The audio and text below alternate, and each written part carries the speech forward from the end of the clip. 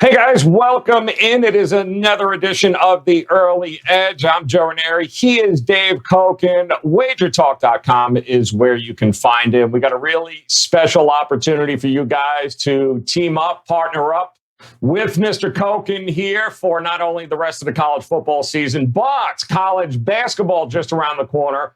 We'll give you that information coming up. But Dave, I guess week number 11 here in college football. Listen, 2020 has been a head scratcher in many different ways. It's a first for a lot of things. But now through 11 weeks, we still have some craziness. But I guess the playoff picture is starting to come into shape a little bit here now with the Big Ten and the Pac-12 having played. Have you gotten a better picture on who the top 4 or 5 teams are in the country through 11 weeks? I know I go through this all the time. I don't care. You don't care. You don't care. I don't care. Because those games will take place when they take place. I'm only concerned with this week. Gotcha. Okay. Who's going to make the playoffs? Excuse me. Who's going to make the playoffs is for the talking heads on ESPN, fans on the various forums, and that's great. But my opinion on who's going to make the 4 playoff spots doesn't get me any winners for this Saturday, and that's all I really care about. So, I guess I probably have the same opinion as most people on who the 4 playoff teams are, but I don't give a rat's ass about that stuff. It's something I'm dead serious on. I don't mean to say it in a mean-spirited way. Right. If you're a serious bettor, that stuff is of no consequence whatsoever to you. It's just that is fan fodder, right. And we're not fans. We're just not fans. We're looking for edges in games, right? And that's it. So I just, to me, it's a waste of time. I don't. Whenever I do radio shows, they go, don't ask me about that, because you guys can talk about that with your callers. Okay. If you want to have me on, let's talk about something where I might be able to provide some information that means something, not just, the same old claptrap. Well, let me give you some context as the reason why I asked the question is because I think it's fair to say that we do have in week 12 coming up, we've got the Big Ten semifinal. Fair enough. I mean, we've got Wisconsin. Well, yeah, but it's still just, and so the reason just I'm another asking, game. the reason I started with that context was because there are some teams, even at the upper top, that are overrated and being overvalued right now in the marketplace. Is that fair enough to be said? No, I don't think it is. The reason I say that is the market's changed. Yeah. If you overvalue the team because they're a big name, the numbers guys are going to come in with big bets on the other side. Let me give you an example. Good example. This is an NFL game. Sunday night game between the Ravens and the Patriots. The line wasn't where it should be in the game. Okay, it just wasn't. They put it there because it gets. Let me see if I can say this straight. They did a great job because the public came in with like 90% of the tickets were on Baltimore in the game. Right. Okay. Now they didn't overvalue Baltimore in the game. That's the important thing. They didn't overvalue it because if they had, they'd have gotten even more money, sharp money on the other side. The odds makers are not. Their job is to try and make money in the house. Okay, that's their job.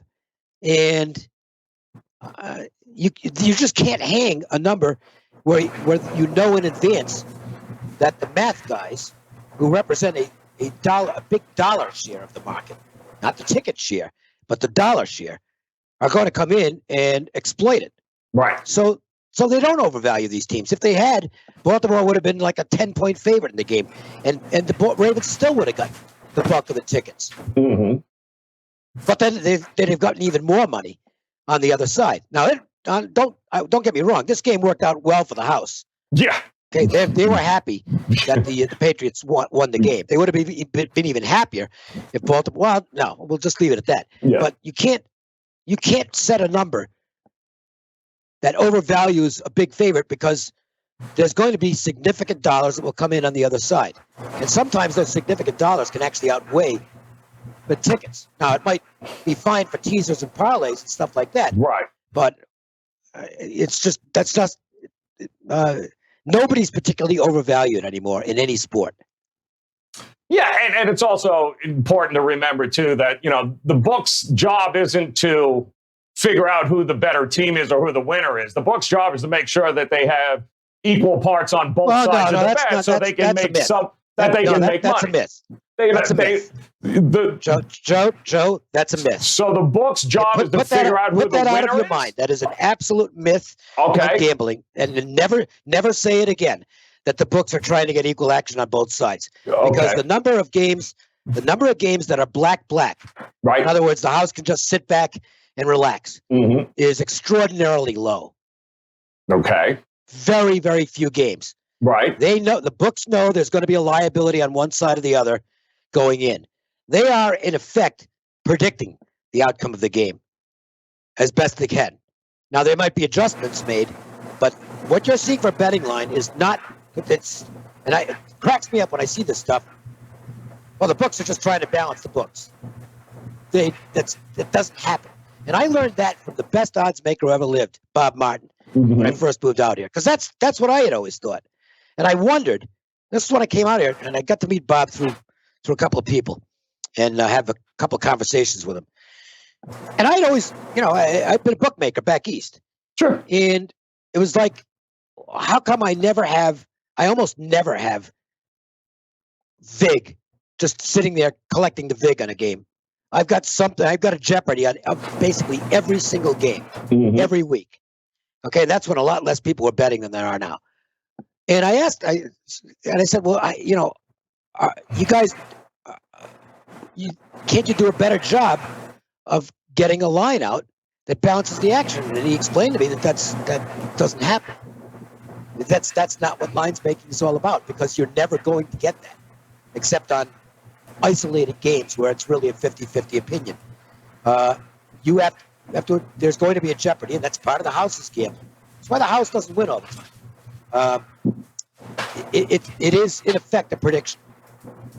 Well, is it a prediction who's going to win, or is it a prediction of what the public betting market is going to be doing? It's a prediction.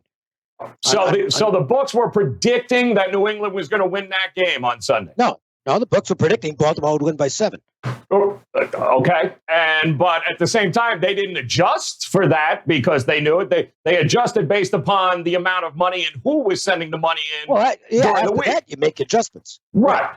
Which is why the limits are lower on Sunday and Monday as opposed to Friday and Saturday. Right. By the time the weekend comes before the game, the book pretty much knows you're either screwed or they already know. They know before that. Absolutely. No, I'm serious. It's not funny. The books know. And believe me, I can tell you on 90% of the games which side's going to get more tickets and which side's going to get more money. If that's all there was to this, I'd never lose. There's some truth to that. Absolutely. There's also some truth, though. There's been a lot of situations, and even the bookmakers will tell you that this year is so unique from the standpoint where, you've got more first-time bettors, novices betting into the market across the board, more competition, more people betting that may kind of push the line one way or the other, Dave, where they normally wouldn't have in years past. No, the algorithm's still the same. Still the same. Doesn't make a difference. You can add millions of people, and the algorithm's still going to be about the same. Still the same. Not going to change it. So people are still going to, whether it's the public, it's 1 million people, or if it's 100,000 people, they're still going to react. The algorithm's going to react the same way based upon what the public generally does. And that's what the bookmakers are trying to figure out, right? I mean, which side, when they come up with a number, let me ask you this. When a book comes up with a number, their thought is, who's going to win this game? And they're also thinking about, I want to make sure I don't get killed by the pros, or it's prediction on the game. On the game. Okay. And once they have the prediction of the game, then it's a matter of getting the right number. Is that correct? Then the money dictates what you do. Which side it goes. Okay. Perfect. Which is, see, guys, I hope you appreciate the lesson that you just got here, because there's a lot of information coming at you guys right now. Hard to say. Look, all I'm saying is, the oldest and dumbest myth out there is that the books are trying to balance the action. They would love to do that. They're trying not to lose. It almost never happens. Right. Okay, if there's 50 games on the board, there might be 2 where they're guaranteed a profit regardless of either side. That's why look. Well, that's when people say most bettors lose, but it's not as though the books always win.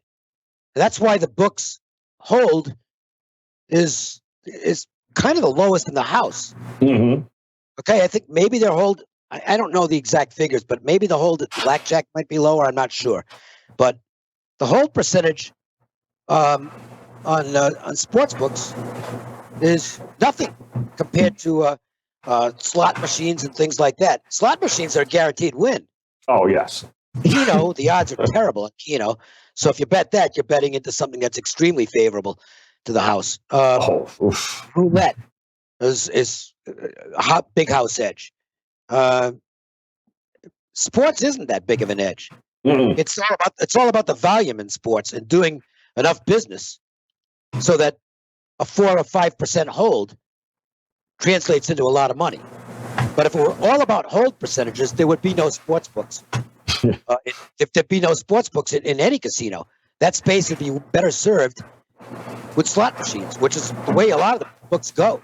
I think what Cirque has done is incredibly ambitious, really gearing their casino toward sports betting, which is and I'm sure not going to argue with Derek because he's a brilliant entrepreneur, but it's opposite what much of the market has done, which is condensing books. In fact, I believe that down the road, in many states, maybe not this one because it's a little different here, right? But in many states, you're going to see less brick and mortar sports books and more that are strictly kiosk and online. Yep.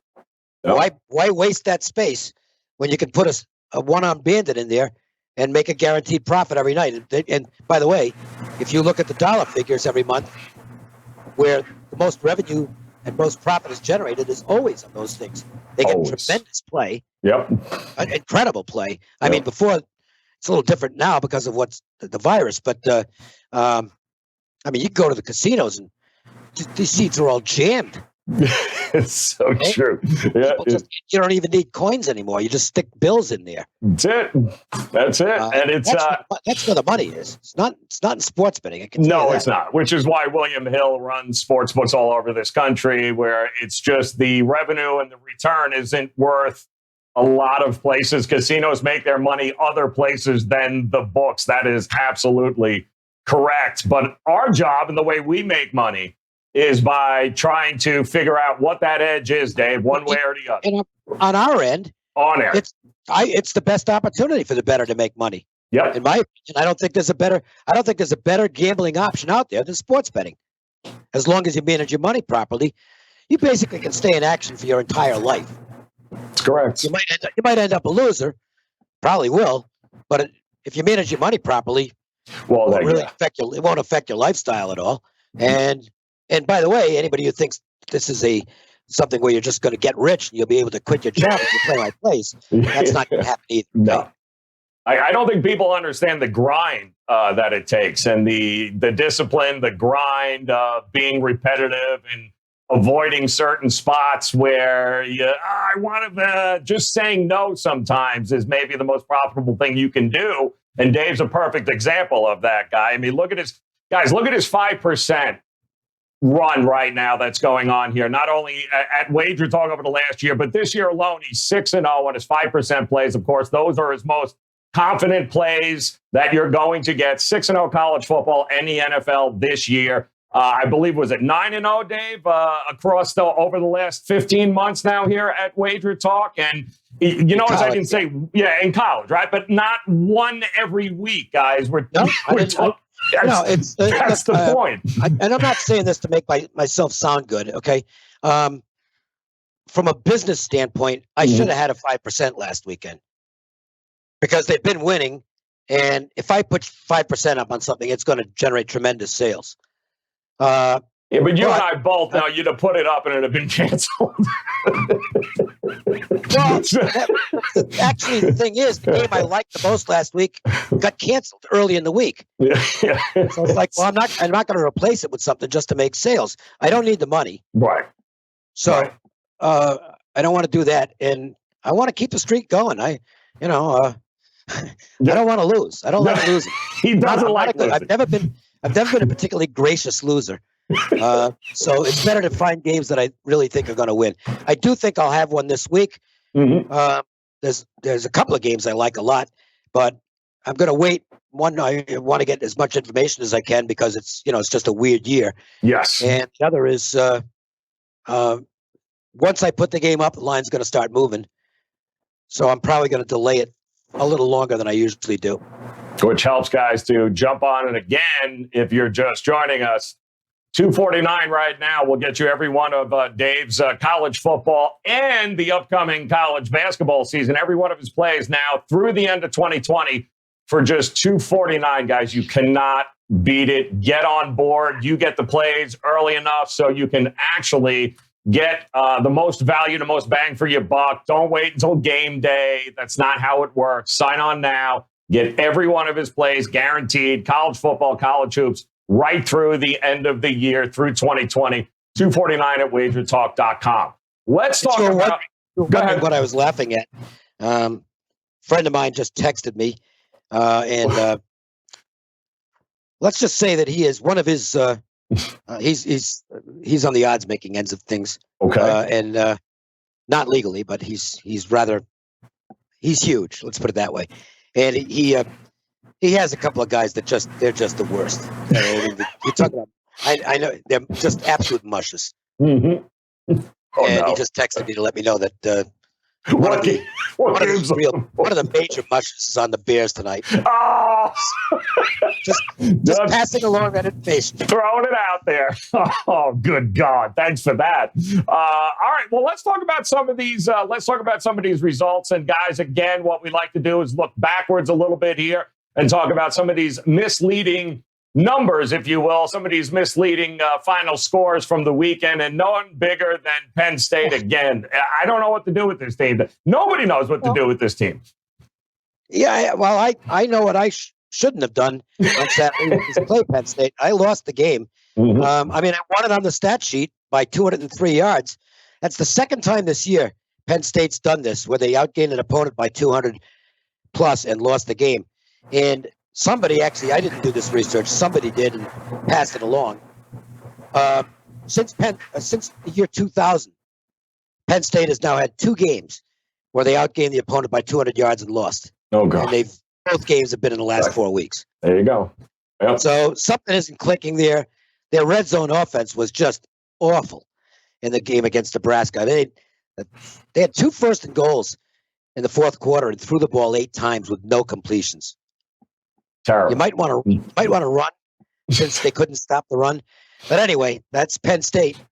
Fortunately, they won't come up as a play for me this weekend against Iowa. No, but I don't want to be part of that team right now because that's the flip side of the stats is when a team is that inefficient. If it's once, okay, that's just a fluke. But when it happens again, then you got to start to look at it and say there's something wrong here. Mm-hmm. And there is something clearly wrong with Penn State. Yes, yeah, and betting on them is it was not good. If you were a Penn State backer watching that second half, gave you some. The first half was just terrible, but watching that second half, but the inability inside that red zone was just baffling to me. And they absolutely killed him in the second half. Felt like the same play every time they got to the goal. It was like the same damn play they kept running, and it didn't work. None of it worked. The fact that the quarterback who came in for Clifford Yes. is not a great thrower. Nope. He's better with his legs than his arm. Yep. But they were just beating the crap out of Nebraska at the point of attack. It's like, run the damn ball. Yep. Okay?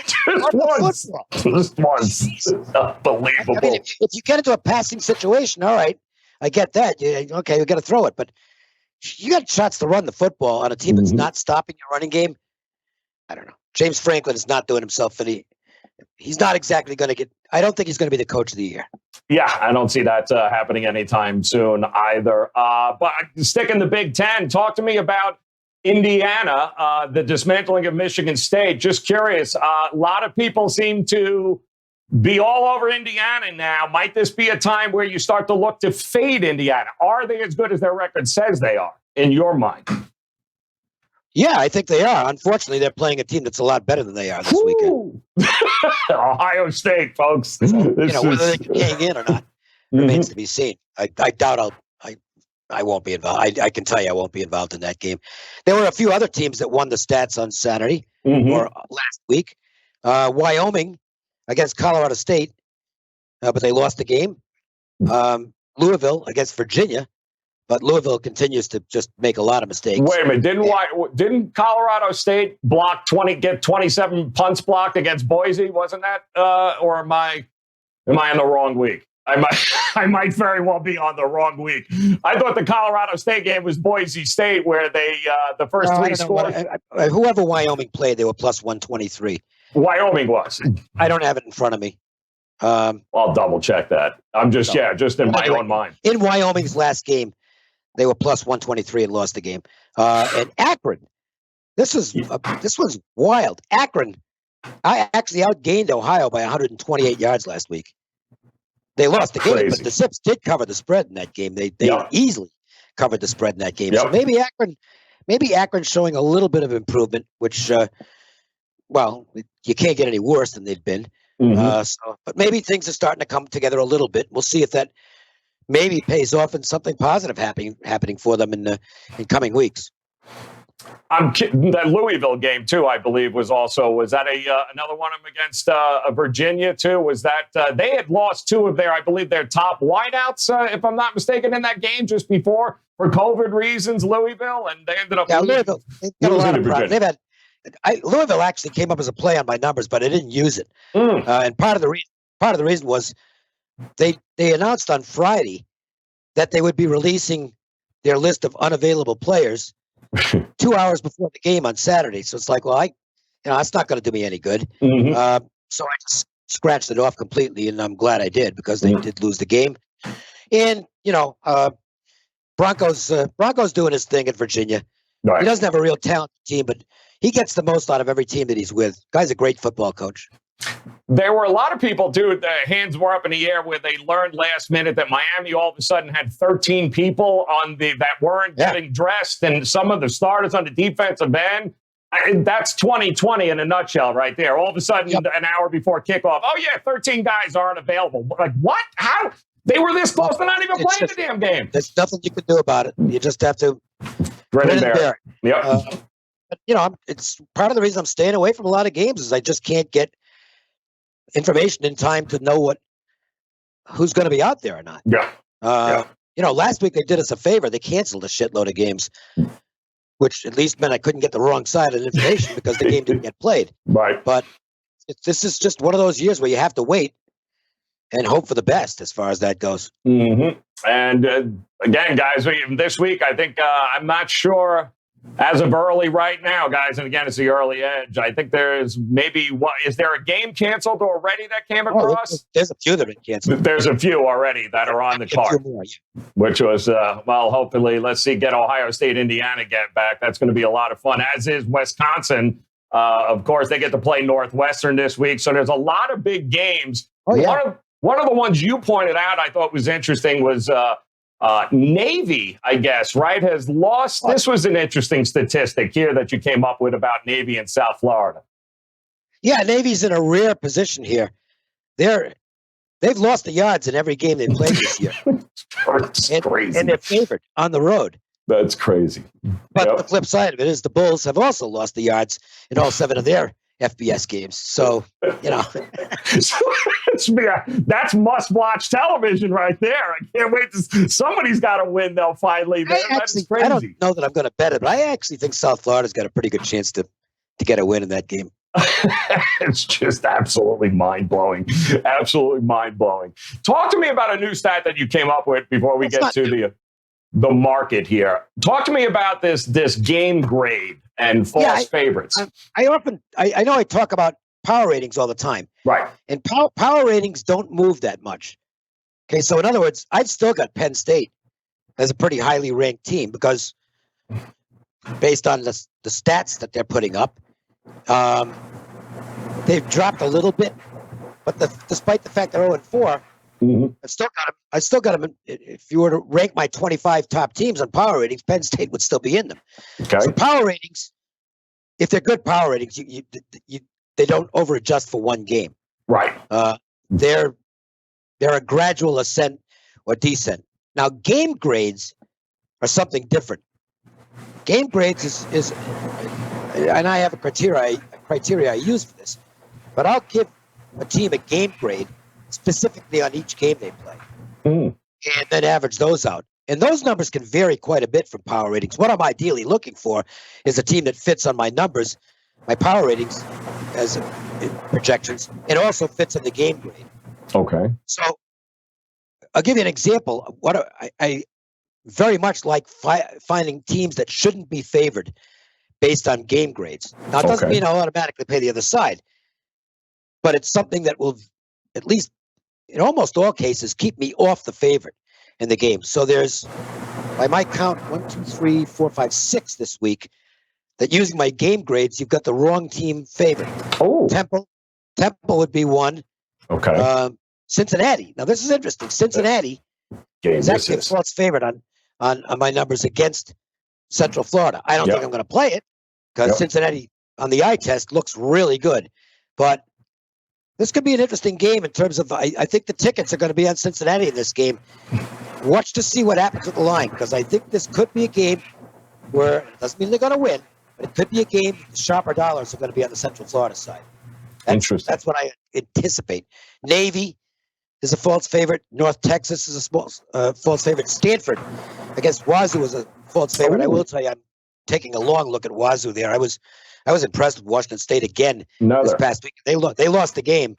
They got kind of run over by Oregon in the second half. No. But Washington State, and I know I've said this, but I'll just keep saying it. Nick Rolovich is an upgrade from Mike Leach. They're going to be better than they've been. Yep. And SMU, I have as a false favorite, which is a really interesting scenario because from a situational standpoint, this is not a good spot for SMU. That loss, they blow a 21-0 lead at Tulsa, lose the game. And in the process, they're still alive, but for all intents and purposes, they're out of the Conference USA championship chase now. Yeah. And that's a big letdown for the team. And Houston has some, I would say, substantial revenge from a Thursday night game a year ago, where Houston outplayed them and managed to blow the game. That's one that I haven't bet it yet, but I can tell you Houston is a team I'm taking a long look at for this weekend. Interesting. Yeah, you mentioned North Texas. Rice there at home taking on Rice. In the Conference USA, I don't know. I don't put too much stock into it. They've had so many scheduling issues in that conference that it's really tough to get a feel for teams in that league, and just a lot of weird stuff happening in their games that I attribute to the fact that there's rustiness or just sloppiness. UAB is a perfect example. I mean, UAB is a good football team, and yet they literally gave away a game against Louisiana Tech with stuff that you just normally would not see out of a team that's in the flow. Just some really bad penalties. And I think that's a result of getting games canceled, just not knowing if you're going to play one week to the next. It does have an impact. Yes, it was funny. I wanted the Tulsa was supposed to take on Tulane, but that game looks like it's that game is scratched there. So kind of thing. We'll go through the market here report for you guys too. Dave will tell you some of the big market movements. I think one or two on the games that you were just looking at here, talking about the game grades. We've seen some early movement. But big games, Big Ten, obviously the semifinal, Northwestern, Indiana. We talked about it, Wisconsin, Ohio State. all still in action right now. USC wins by the skin of their teeth. Now, hopefully, they're going to be able to get that game against Utah. But how much faith do you have in even the Big 12 and the Pac-12? I can't predict that stuff. It's crazy. It's absolute. Watching them play is like a coin flip half the time. They have so much talent. They should be better, and yet they let the wide receivers of Arizona. I think 5 different wide receivers caught passes for Arizona. Like what? You're USC. It's just it blows me away.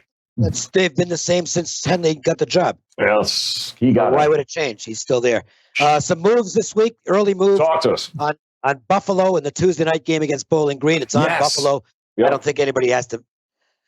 There's no reason that has to be given there other than Bowling Green is just colossal. It's bad. Bowling Green, right? So the bettors are buying Buffalo, and I'm sure not going to argue against it.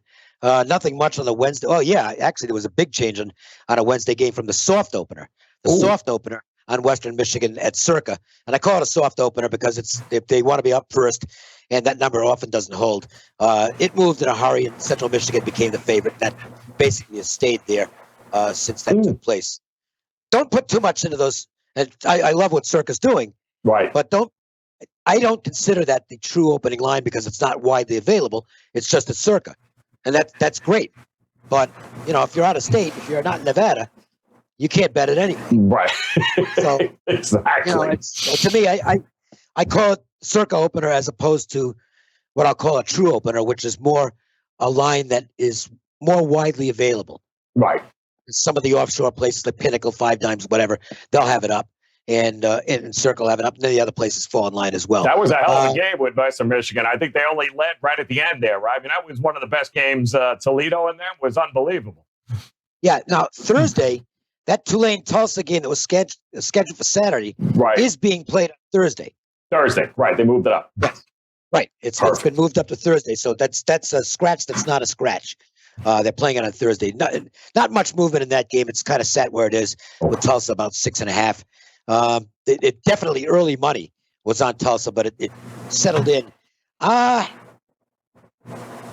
a hot team. I would not be surprised if that gets to 7. I think Tulsa's starting to impress enough bettors so that number could tick up. Nothing much on the Friday games. Get to the Saturday schedule and see what's out there. As far as this hasn't been, this has not been one of the big move weeks so far. Looks like the market's sitting back more than it has in the past. Was Georgia Tech Miami? Had that already been canceled? I believe that. Yeah, I believe that was already canceled. Yep. I think that's a new one. Georgia Tech Miami is scratched. Yep. Wake Forest is. This number is interesting because it's gone down, but I think it will. I think this number will go back up. Just my read is that Wake Forest will start to get some money later in the week. I think it might not be sharp money, but I believe that number will tick back up later in the week. The Cincinnati, South Florida has gone up. I think it's crazy. If you're a Central Florida buyer, and I'm not saying that you should take Central Florida. Right. I'm just saying that if you're a Central Florida buyer, I don't know if that it gets higher than the 6. I think you could get resistance at 6.5. I don't think 7. I'd be really surprised if it gets to 7. So, to my way of thinking, if you're betting the dog, I wouldn't wait too much longer. I think that you'll get some sharp buy back down. This number's already moved up a couple of 2.5 points from where it opened. Wow. So to me, you're pretty much at that point of resistance now. Let's see, where am I here? Coastal Carolina is getting money. That has everything to do with the quarterback for Appalachian State who got stretchered off on Saturday. Yep. It was more for precautionary reasons. He was released. I don't know what his status is. Zach Thomas, still nothing. Yep, still nothing. Is questionable. Yep. But there's no question the market is buying Coastal Carolina, assuming that he will not be able to play. And if that's the case, then even the 6 that's out there is not an unreasonable number. Missouri and South Carolina, obviously there was a move up on this game when Muschamp was relieved in the least surprising move of 2020. in anything. Okay, in anything. Doesn't matter what the subject is. Bill Muschamp was not going to be back after this season. And like, look, when you're going to fire a coach, why wait? Right. Do it now and get the search started for your next coach. That's the smart way to do it. Let's see what else we got here on moves. Not much on. They're doing this again. Did a couple weeks ago with Liberty. Yeah. At Virginia Tech, and Virginia Tech was getting the money, and Liberty went in and won. And again, a little bit of money showing at NC State. I don't know. It's a non-conference game for NC State. That doesn't mean a damn thing. Right. Liberty obviously has incentive. I be real careful with that one. I actually have Liberty now rated ahead of NC State. Really? My power rate. Yeah, they're good. Yep. They're good. That's a real team. Football team. Yep. Michigan is getting bet against Rutgers. Really? And the reason for it, this is definitely power ratings. Okay, this is the numbers. This is not public. This is power ratings. Guys are going to come in and they're gonna bomb away on Michigan. Okay, the public might take the other side because it's completely anti-Michigan. But Rutgers, I know Michigan's been really bad, but Rutgers is not good. Okay, I bet Illinois on Saturday and won the game. Rutgers dominated the first half, but didn't get much of a lead. And Illinois pretty much killed them in the second half. Rutgers' quarterback is not good. Yeah. Michigan might not be able to help themselves here. Let me see. Let's see. We got some money on Colorado State. Yep. Playing UNLV, so that is to be expected, I guess. You don't really need to say much more about that. No, you don't. Here's one that's interesting. Oregon State is now. This had a lot to do with California getting blasted by UCLA, right? But Oregon State's getting some money against California. I don't know. I didn't see the game. Right. I didn't see the Cal game because I was watching the NFL. Oregon State was in there against Washington on Saturday, but they can't throw. And teams are going to discover that in a hurry. Their quarterback is not good. And I think you're going to start to see, I think what you'll start to see is the defenses are going to sell out to stop their running game and make them beat them through the air. And I don't know if Oregon State's going to be able to do that. Grebby, I believe his name is. He's just not a good quarterback. Little money showing in Washington State against Stanford. Trickle right now. We'll see what happens with that one as the week goes on. Opening number on Fresno State was peculiar, as they opened Fresno the favorite. That was not. I don't think that was a very good line. Sometimes they just get one wrong, and the odds makers, I think, got that one wrong. It's adjusted completely. It's flipped the other way. San Jose State's 2.5. I think they'll get to 3. Yep. San Jose State's been impressive so far. And Baldwin, Brennan, their coach, is he's going to get some big job offers at the end of the year. San Diego State is getting a little money. Interesting. Against Nevada. Yeah. Can't explain that one either way. I think it's a pretty much of a toss-up game. Nebraska's getting some play against Illinois. Nebraska finally gets a win. Yep. Maybe it wasn't the most deserved win of all time, but they won, and that's a positive for that team. Illinois, I guess, is going to have to go with Williams as their starting quarterback now. He can't throw either. But boy, he is really explosive with his legs. So he's going to be a handful for some teams. LSU is now going to a favorite against Arkansas, which doesn't really surprise me. I don't think there's going to be an avalanche of money on LSU. I think that the number's probably about where it is now. Maybe it gets a little higher. Let's see. Florida Vanderbilt's not doing anything. Oklahoma State and Oklahoma. I think the dog's going to get the market play here. If you want, the problem is Gundy in big games. Just doesn't win them. I mean, I do factor that in. Nope. So this is a game where on my numbers, Oklahoma State looks like they had value, not so much now where the numbers go into 6.5 and 7, but he just doesn't win games that matter. And that's troubling to me. I have trouble backing coaches with that tendency. Let's see, anything else? Nothing much. No, I think that's about it. Boise State's getting some money at Hawaii.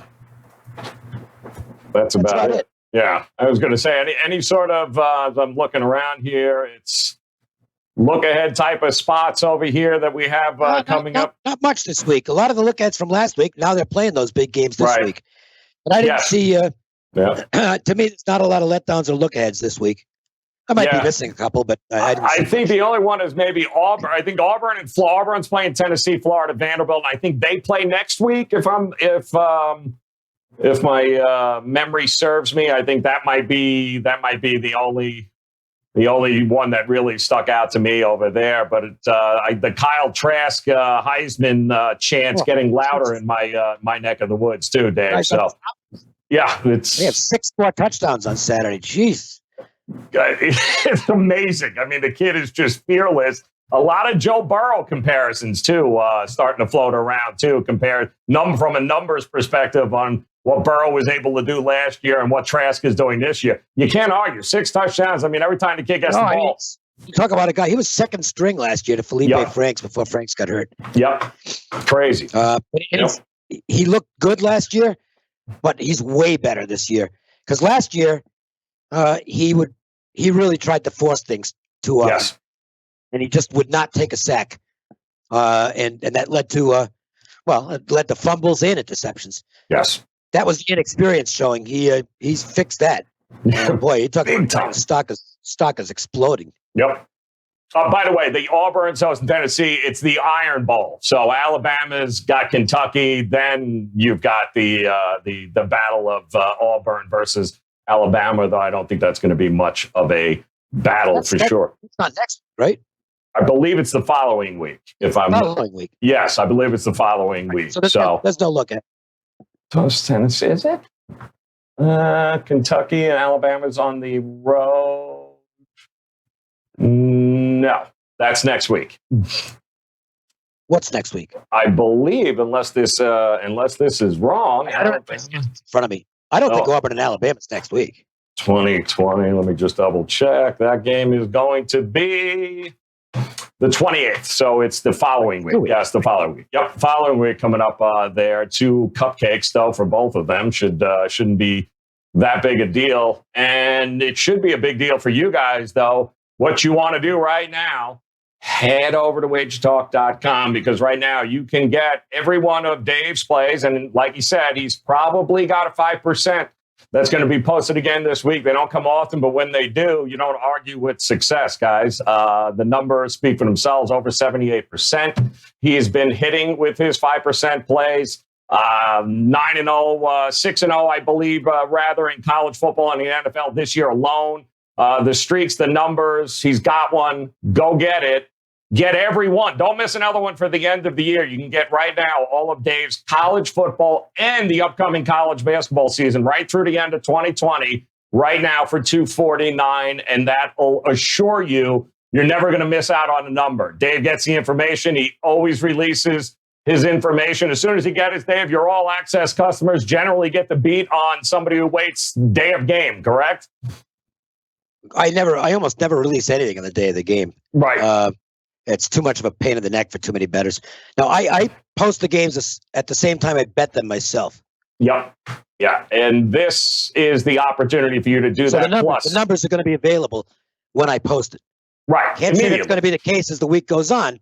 Mm-hmm. But, if you're all access, and you would be with this package, you'll get the play as soon as as I bet it myself, which means you can just go to your shop and find the same number. That's right, instantaneous. Do it before the lines move. Like Dave said, he does have a tendency to post a play and that line move one way or the other. So head over to WagerTalk.com. $249, no coupon needed. You don't need anything. All you need to do is just go. You got the address. You know where to go. Visit Dave there. And then, of course, make sure that you like, subscribe, do all that fun stuff here for the show. And make sure that you come back again next Monday, because we'll do it all over again. Looking to get that early edge for you, week 13. It's going to be a fun week, Dave. But you know what? It's going to be a profitable week like it usually is. So good luck with the plays, my friend. And we'll meet up again next Monday and do it all over again. Sounds good, Joe.